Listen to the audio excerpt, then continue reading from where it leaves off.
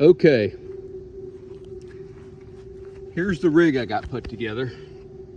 This is an on-3 fuel hat. Back up here.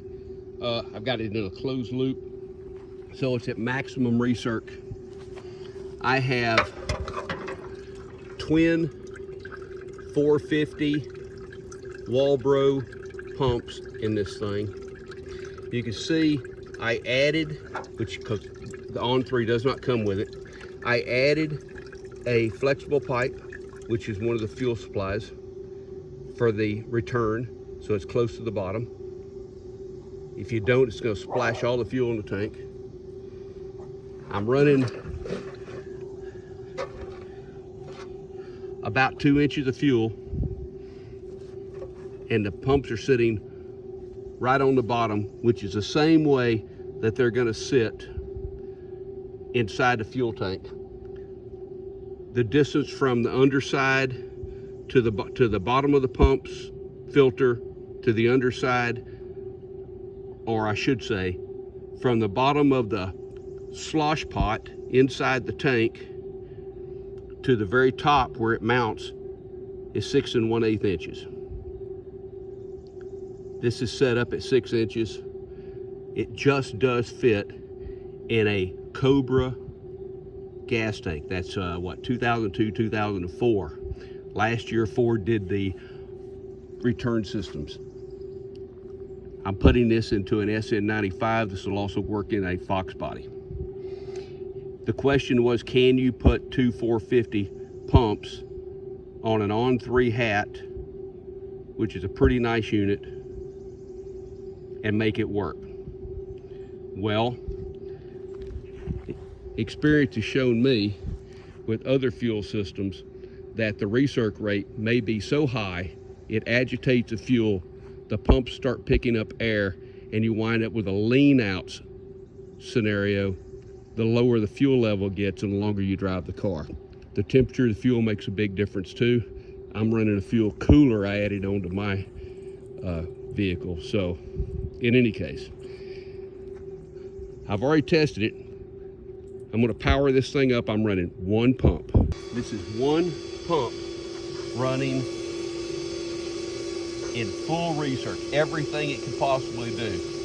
It's got 2 inches of fuel in it. That equates to probably 1/3 of a tank of gas in your car. It's going to be terrible when it gets lower. All right? Matter of fact, I'm going to stop. We'll come back. Okay, guys. I dropped the fuel level to 1 inch. That ought to be about as low or pretty close to empty on most cars. It still does pretty darn good considering. It is agitating the air a little bit. You can see it's making a whirlpool. When you get on down close to empty, you're probably going to have a problem. You see that? See that whirlpool right there? All right, I think I got a solution for that. I think it's what I'm going to do to my car. Be right back. If you'll look real close, that's an old filter sock off of an old fuel pump. The return line is stuck into it, and I've got it pushed all the way to the bottom.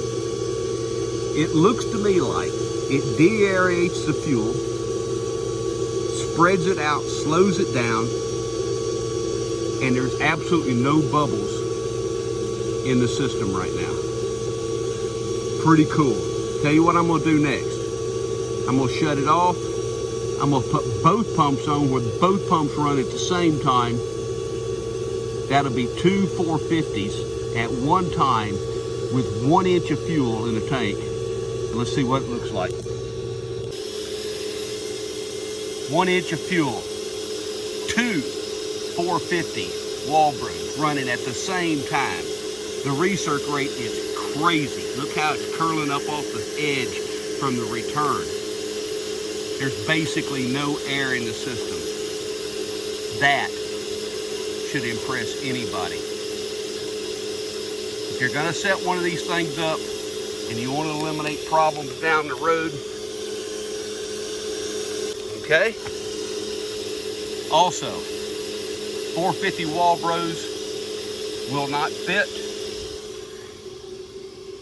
in this hat in a Cobra style tank without cutting the entire first barb off of the fuel pump and then hooking it up.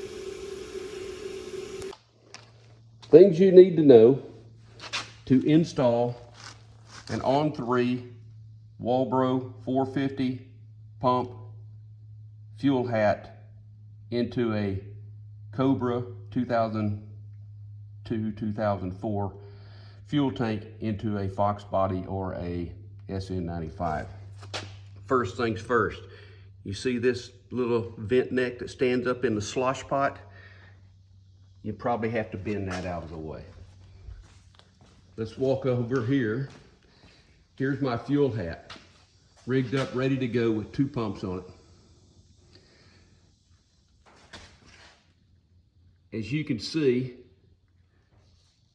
the pumps are mounted across from each other. The center pump spot is plugged off.